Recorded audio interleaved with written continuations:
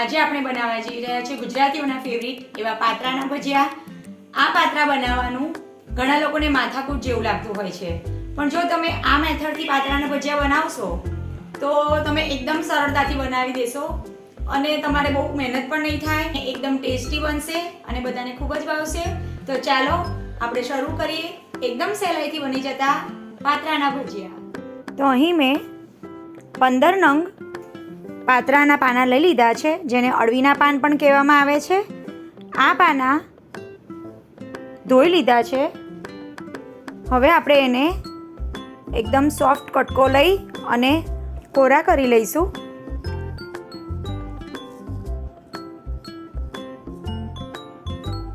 આ પાન બને ત્યાં સુધી કૂણા અને નાના લો તો વધારે સારું, કારણ કે મોટા પાનમાં નસો પણ વધારે જાડી હોય છે અને એને ચોપડતા પણ વાર લાગે છે। બધા જ પાનને આવી રીતે કોરા કરી લીધા છે। હવે આપણે એની પાછળની જે નસો હોય છે નાઈફની હેલ્પથી કાઢી લઈશું।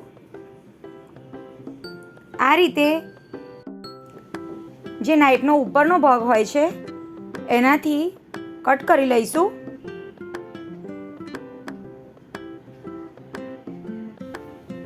બને ત્યાં સુધી બધી જ નસો કાઢી લેવી।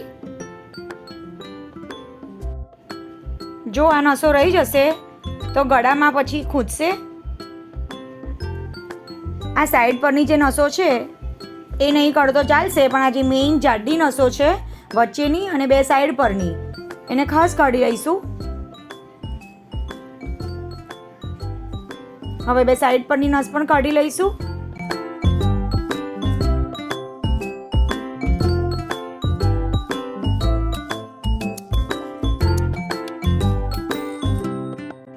બીજું પાન પણ એવી રીતે સાફ કરી લઈશું।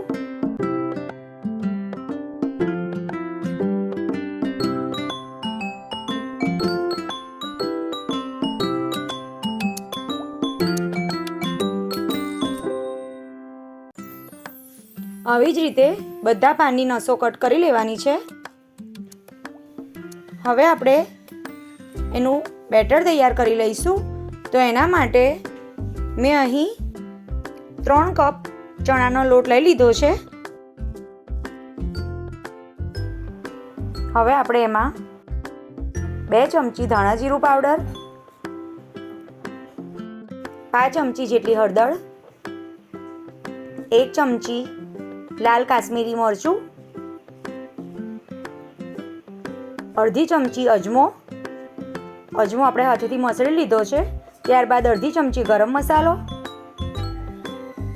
1 ચમચી આદુ મરચાંની પેસ્ટ અને 3 થી 4 ચમચી જેટલો આમલીનો પલ્પ। આમલીથી ખટાશ સારી આવે છે। હવે આપણે જે પ્રમાણે ખટાશ લીધી છે એ જ પ્રમાણે ગોળ ઉમેરી લઈશું। આ ગોળ ઢીલો લેવાનો। જો ગોળ ઢીલો હશે તો પાન પર આ ખીરું લગાવતી વખતે વચ્ચે એના ગાંઠા નહીં આવે અને જલ્દીથી મિક્સ થઈ જશે। ત્યારબાદ 5 ચમચી જેટલી હિંગ ઉમેરી લઈએ। હવે એમાં 3 થી 4 ચમચી જેટલું તેલ ઉમેરી લઈશું। તેલ ઉમેરવાથી પાત્રાના ભજીયા સોફ્ટ બને છે અને એ ડ્રાય નથી લાગતા। હવે બધા મસાલા થઈ ગયા છે। હવે આપણે એને મિક્સ કરી લઈશું। ગળપણ અને ખટાશ તમે તમારા ટેસ્ટને અકોર્ડિંગ કરી શકો છો। હવે આપણે થોડું થોડું પાણી ઉમેરી અને એનું એક થીક બેટર બનાવી લઈશું। એક સાથે પાણી ના ઉમેરતા થોડું થોડું કરીને પાણી ઉમેરીશું, જેથી આપણું બેટર પાતળું ના થઈ જાય। હજુ થોડા પાણીની જરૂર છે એટલે આપણે બીજું પાણી ઉમેરી લીધું છે। બધું જ સારી રીતે મિક્સ કરી લઈશું।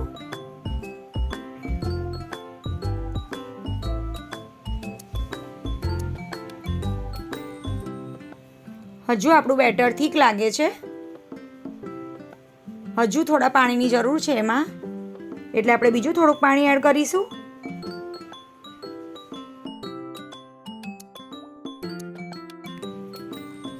હવે આપણે આ બેટરમાં મીઠું નથી ઉમેર્યું એટલે મીઠું ઉમેરી લઈએ। મીઠું પણ તમે તમારા ટેસ્ટને અકોર્ડિંગ લઈ શકો છો। અત્યારે મેં અહીં 1.5 ચમચી જેટલું મીઠું ઉમેર્યું છે। મીઠાને પણ મિક્સ કરી લઈશું આ બેટરમાં.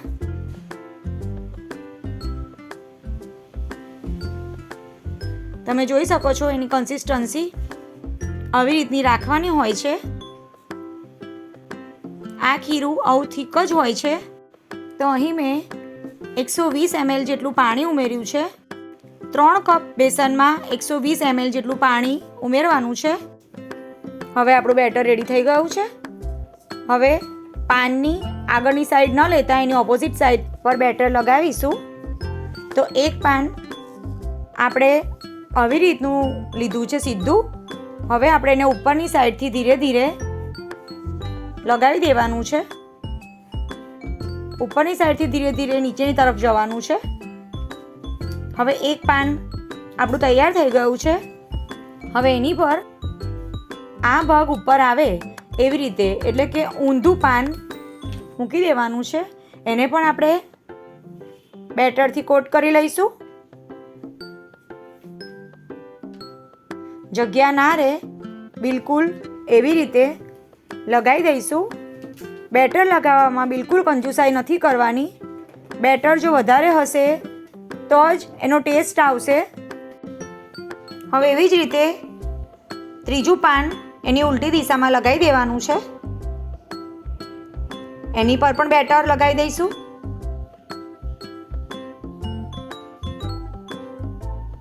પાન પર જગ્યા ખાલી ના રહે એવી રીતે બધે જ પ્રસરાવી લઈશું. અને એવી જ રીતે ચોથું પાન લગાવી દઈશું આપણે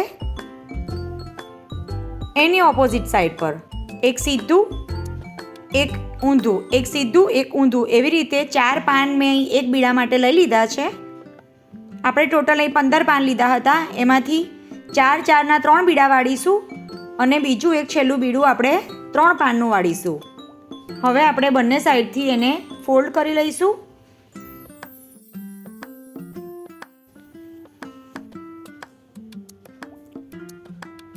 હવે આ બોર્ડર પર પણ આપણે બેટર લગાવી દઈશું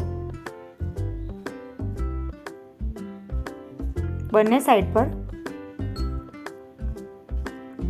હવે જે ઉપરનો ભાગ છે એને પણ આવી રીતે ફોલ્ડ કરી લેવાનો છે, નીચેની સાઈડે પણ. હવે બંને સાઈડ વાળ્યા પછી એની પર પણ બેટર લગાવી દઈશું. ધીરે ધીરે આવી રીતે ટાઈટ રોલ એના વાળતા જવાનું છે અને બેટર લગાવતા જવાનું છે.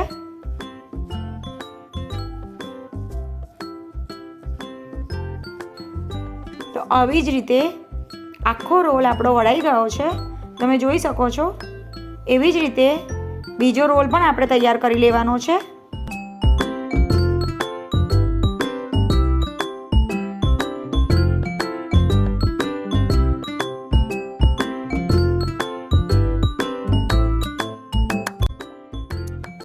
આવી જ રીતે 4 રોલ આપણા રેડી થઈ ગયા છે.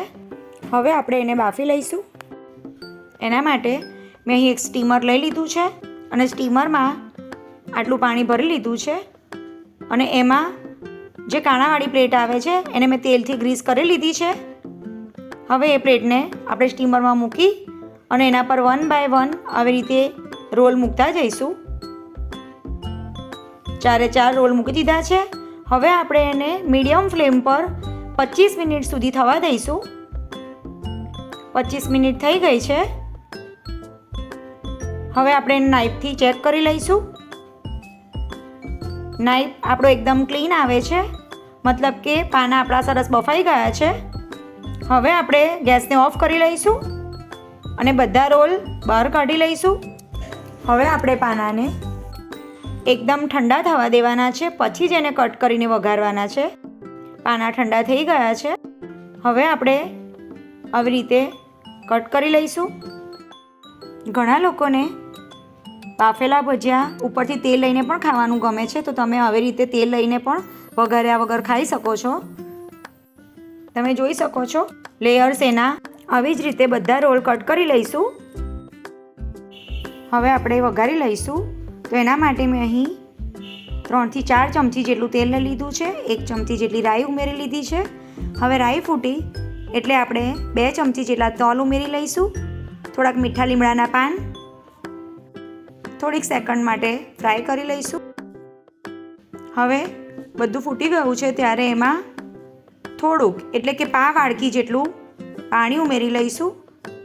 ત્યારબાદ બધા પાત્રા એમાં ઉમેરી લઈશું. પાણી રેડવાથી આ પાત્રાના ભજીયા ડ્રાય નથી રહેતા અને સોફ્ટ બને છે. આવી રીતે પાત્રાના ભજીયા વઘારી લીધા છે. હવે એને સર્વ કરી લીધા છે. હવે આપણે એને લીલા ધાણા અને કોપરાના છીણથી ગાર્નિશ કરી લઈશું.